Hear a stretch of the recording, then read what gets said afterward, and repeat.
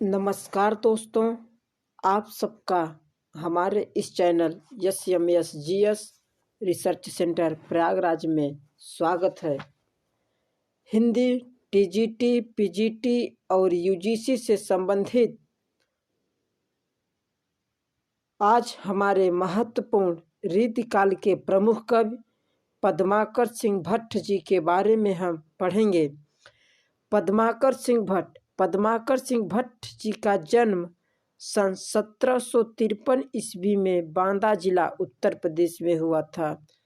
पद्माकर सिंह भट्ट जी का जन्म सन 1753 ईस्वी में बांदा जिला उत्तर प्रदेश में हुआ था तथा उनकी मृत्यु सन 1833 ईस्वी में कानपुर के गंगा तट पर हुई।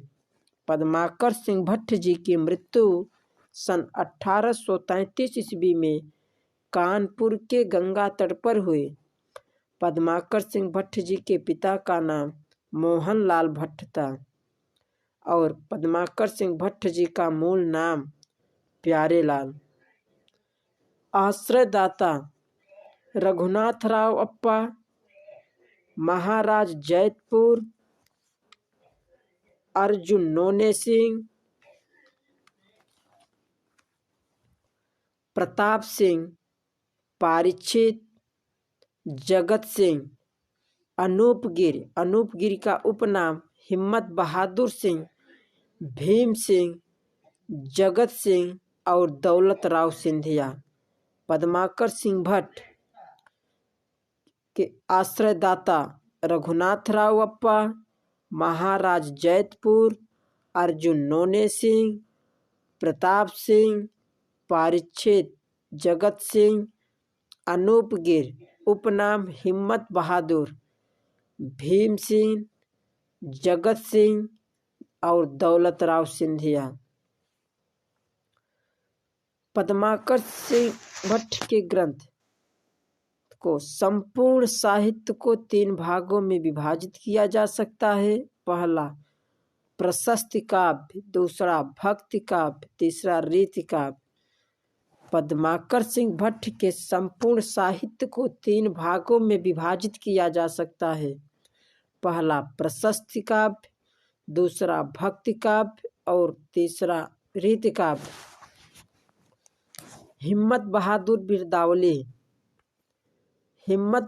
बिरदावली इसमें 211 छंदों में हिम्मत बहादुर का शौर्य वर्णन प्रबंध काव्य में हुआ है। हिम्मत बहादुर बिरदावली में 211 छंदों में हिम्मत बहादुर का शौर्य वर्णन प्रबंध काव्य में है और यह हिम्मत बहादुर के राजाश्रय में लिखा गया ग्रंथ है। हिम्मत बहादुर बिरदावली हिम्मत बहादुर के राजाश्रय में लिखा गया ग्रंथ है।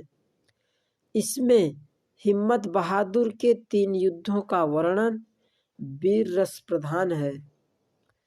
हिम्मत बहादुर बिरदावली हिम्मत बहादुर के 3 युद्धों का वर्णन यह वीर रस प्रधान है। दूसरा पद्माभरण यह अलंकार ग्रंथ है जो दोहे में है। पद्माभरण अलंकार ग्रंथ है जो दोहों में है। पद्माभरण रीति ग्रंथ है और पद्माभरण में गगनौर मेले का बृहद वर्णन है और इसमें 100 अलंकार हैं। पद्माभरण अलंकार ग्रंथ है जो दोहों में है। यह रीति ग्रंथ है और इसमें गगनौर मेले का बृहद वर्णन है। पद्माभरण में 100 अलंकार हैं। तीसरी रचना जगत विनोद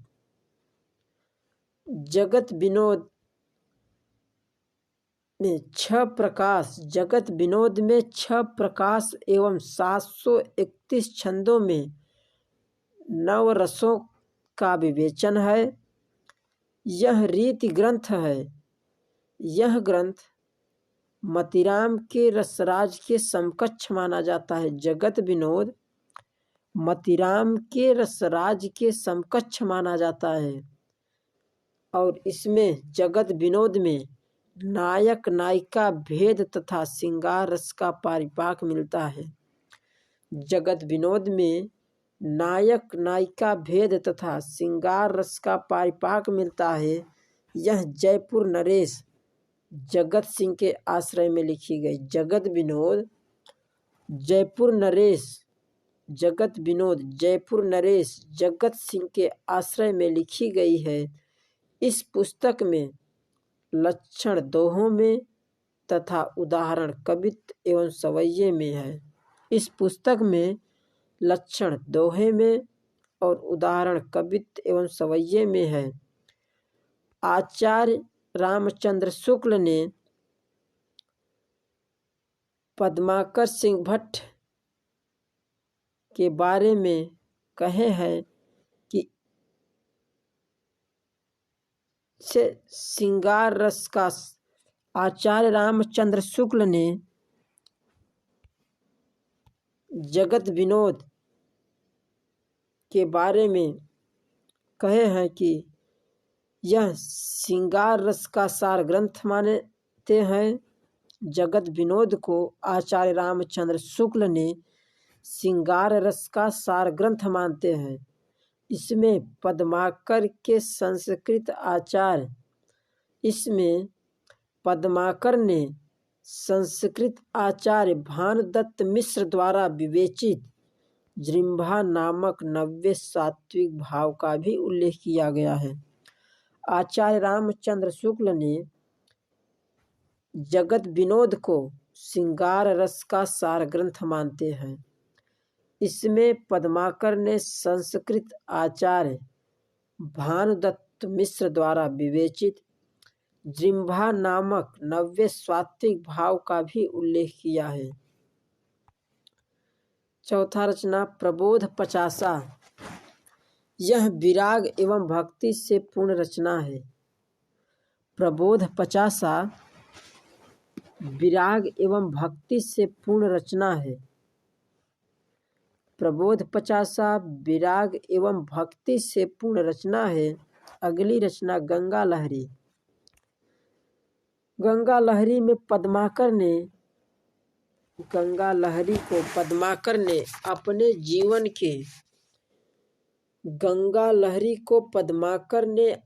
जीवन के अंतिम 7 वर्षों में कुष्ठ रोग निवारण हेतु गंगा तट पर कानपुर में इसकी रचना की थी। यह ग्रंथ संस्कृत कवि जगन्नाथ कृत गंगा लहरी का पद्यानुवाद है। यह ग्रंथ संस्कृत कवि जगन्नाथ कृत गंगा लहरी का पद्यानुवाद है। गंगा लहरी संस्कृत कृत जगन्नाथ कृत गंगा लहरी का पद्यानुवाद है। अगली रचना प्रताप सिंह बिरदावली। प्रताप सिंह बिरदावली इसमें 117 छंदों में प्रताप सिंह का शौर्य वर्णन प्रबंध काव्य में है।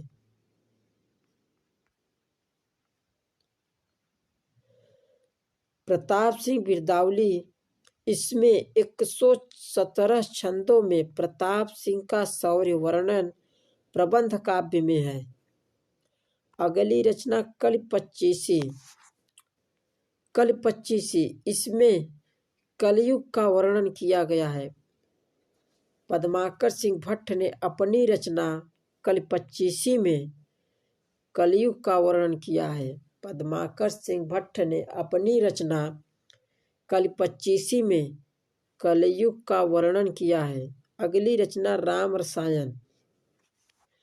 पद्माकर सिंह भट्ट ने राम रसायन में वाल्मीकि रामायण के आधार पर दोहा चौपाई शैली में राम रसायन चरित्र की रचना की, किंतु इसमें उन्हें विशेष सफलता नहीं मिली।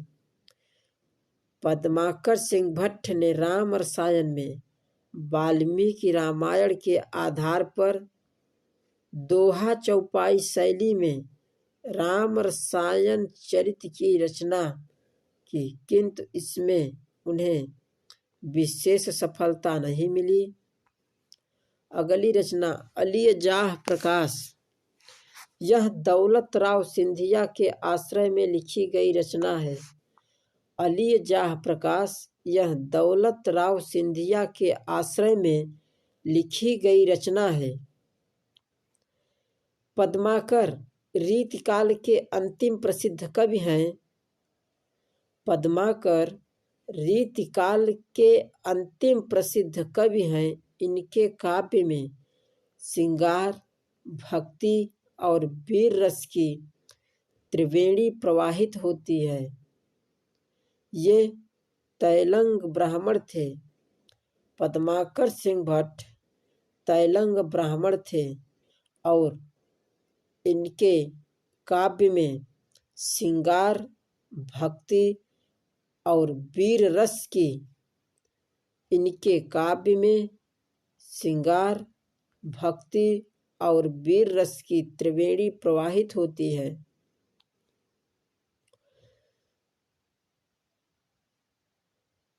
जयपुर के महाराज प्रताप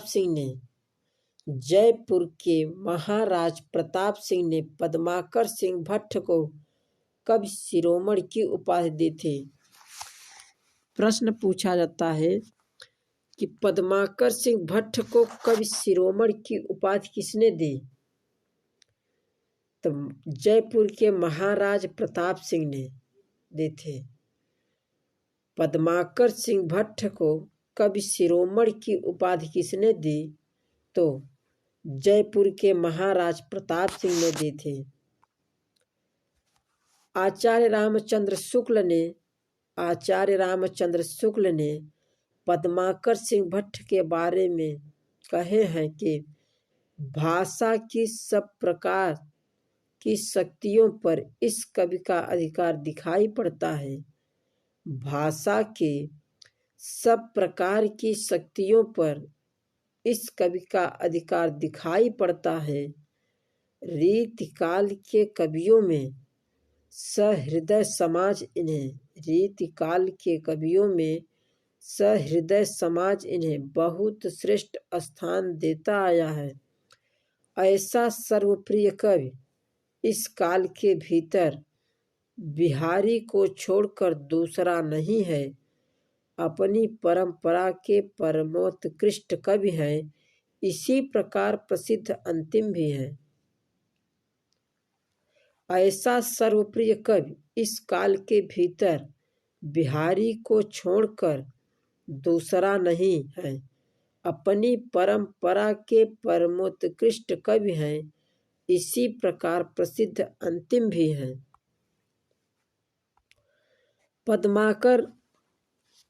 पद्माकर के काव्यों की भाषा पर बुंदेलखंडी का विशेष प्रभाव है। पद्माकर सिंह भट्ट के काव्यों की भाषा पर बुंदेलखंडी का विशेष प्रभाव है। पद्माकर सिंह भट्ट ने होली, फाग और त्योहारों का वर्णन पूरी तल्लीनता के साथ किया है। पद्माकर सिंह भट्ट ने होली, फाग और त्योहारों का वर्णन पूरी तल्लीनता के साथ किया है। ये हिंदी साहित्य में पचासा शैली का प्रवर्तक माने जाते हैं। पद्माकर सिंह भट्ट ने हिंदी साहित्य में पचासा शैली का प्रवर्तक माने जाते हैं। पचासा शैली का प्रवर्तक किसे माना जाता है? पद्माकर सिंह भट्ट को पचासा शैली का प्रवर्तक माना जाता है। रीतिकाल के प्रमुख अलंकार निरूपक ग्रंथ। रीतिकाल के ग्रंथकार एवं ग्रंथ श्रीधर कवि, उनका ग्रंथ भाषा भूषण। श्रीधर कवि का ग्रंथ भाषा भूषण है। दूसरा रसिक सुमत का ग्रंथ अलंकार चंद्रोदय है। रसिक सुमत का ग्रंथ अलंकार चंद्रोदय है।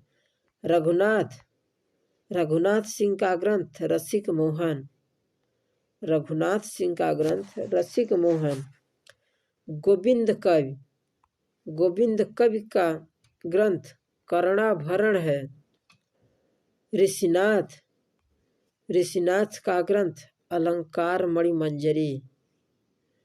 ऋषिनाथ का ग्रंथ अलंकार मणिमंजरी। राम सिंह, राम सिंह का ग्रंथ अलंकार दर्पण है। राम सिंह का ग्रंथ अलंकार दर्पण है। गिरधर दास, गिरधर दास का ग्रंथ भारतीय भूषण है। गिरधर दास का ग्रंथ भारतीय भूषण है। दूल्ह कवि, दूल्ह कवि कविकुल कंठाभरण। दूल्ह कवि की रचना कविकुल कंठाभरण है। दूल्ह कवि की एकमात्र रचना, दूल्ह कवि की एकमात्र रचना कविकुल कंठाभरण है। दूल्ह कवि की एकमात्र रचना कविकुल कंठाभरण है। इसमें 15 अलंकारों का वर्णन है। दूल्ह कवि कृत कविकुल कंठाभरण एकमात्र रचना है।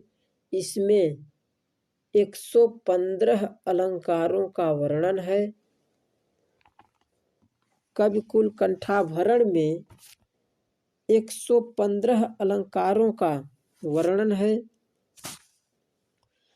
दोस्तों, हमारा ये वीडियो अच्छा लगा हो तो वीडियो को शेयर करें, लाइक करें, सब्सक्राइब करें और कमेंट बॉक्स में कमेंट करें कि अब आप किस टॉपिक का वीडियो चाहते हैं। धन्यवाद।